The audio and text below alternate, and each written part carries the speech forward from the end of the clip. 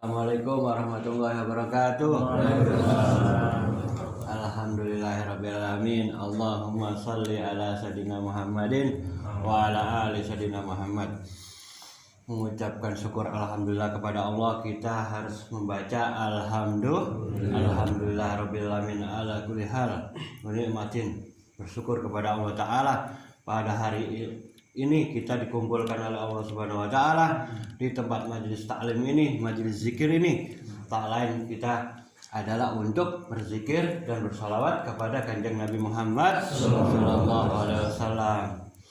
Tidaklah rugi orang yang pulang dari tempat ini kecuali insya Allah dosa-dosanya diampuni oleh Allah Subhanahu wa Ta'ala. Kenapa? Karena dia mengikuti Kanjeng Nabi Muhammad sallallahu alaihi wasallam sebagai umat muslim, sebagai orang Islam, ya, untuk memeluk agama Islam, untuk berzikir, untuk berselawat, untuk sholat, mengerjakan segala perintah Allah dan menjauhi segala larangan Allah Subhanahu wa Ta'ala dengan mengikuti ajaran Kanjeng Nabi Muhammad sallallahu alaihi wasallam.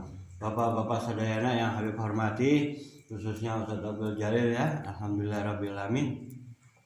Pentingnya kita thalabul ilmi ini antara lain apabila kita ini sedang mau ke suatu tempat, akhirnya kita nggak jadi ke tempat lain, lalu kita ngomong nih, aku taklim aja lah, kesini datang.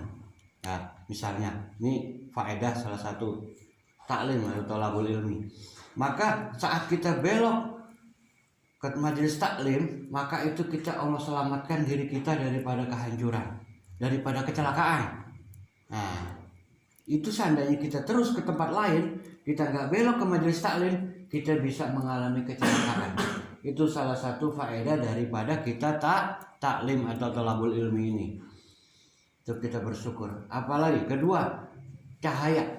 Hati kita akan menjadi bercahaya kalau kita suka taklim atau menghadiri majelis ilmu, majelis taklim, majelis zikir ini. Hati kita bercahaya sehingga kita dapat nempuh atau dapat melihat mana yang hak, mana yang batil, mana yang hitam, mana yang putih, ya kan?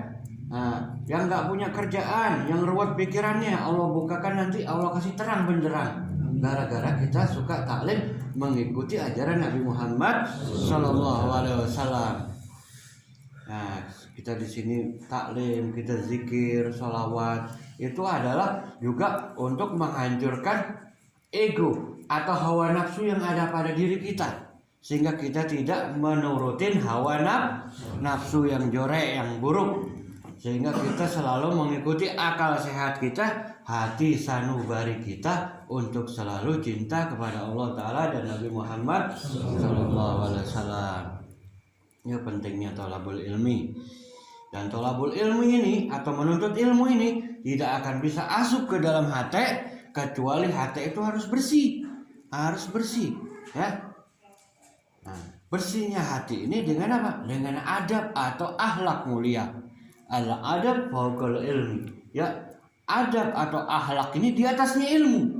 Kalian kita semua tidak akan dapat ilmu kalau kita tidak punya akhlak. Kenapa? Karena ilmu akan masuk kepada orang-orang yang berakhlak mulia.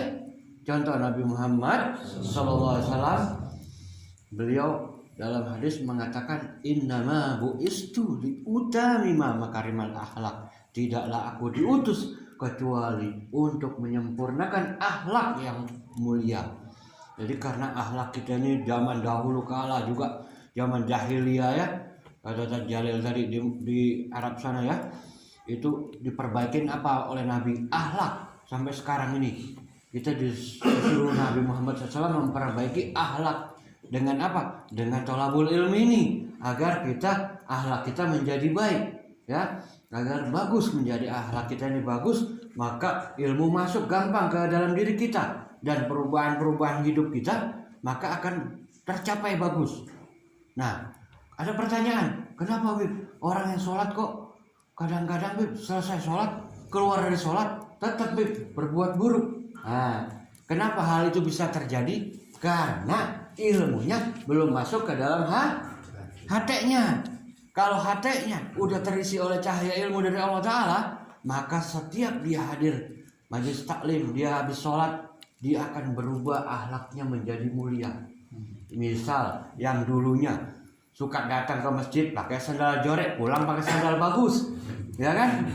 Nah, karena dia sudah biasa mendalami ya taklim dan sholat ini didalami dengan akhlak mulia, maka dia nggak mau lagi memakai sandal orang lain, ya.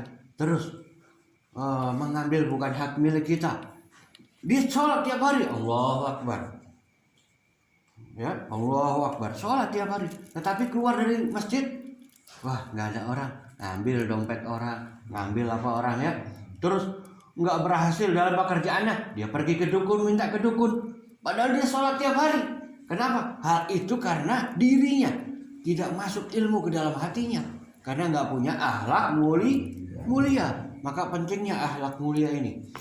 Kalau mau berhasil, berakhlaklah mulia, seperti yang Nabi kita contohkan, ya, agar kita apa? Agar kita masuk ke surganya Allah Subhanahu wa Ta'ala dengan mudah. Kenapa? Karena akhlak mulia ini nanti di akhirat ditimbang oleh Allah Ta'ala, ya. Amal kita ditimbang, yang paling memberatkan timbangan bagus nih, agar timbangan kita bagus, kata Nabi nih, adalah orang yang berakhlak mulia. Bukan yang ilmunya banyak, bukan, tapi kata Nabi, orang yang paling baik akhlaknya, paling bagus akhlaknya. Misalnya kepada guru kita menghormati, bukan sekedar taklim, kita bawain hadiah, bawain apa kemampuan kita.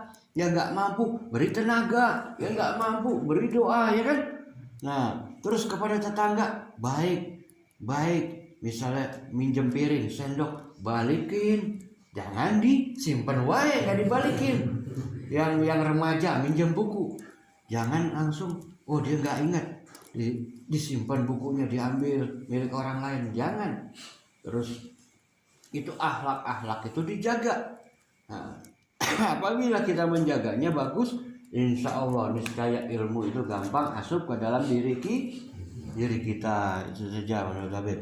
Insya Allah mudah-mudahan bermanfaat. Wabillahi taufiq wal hidayah. Assalamualaikum warahmatullahi wabarakatuh.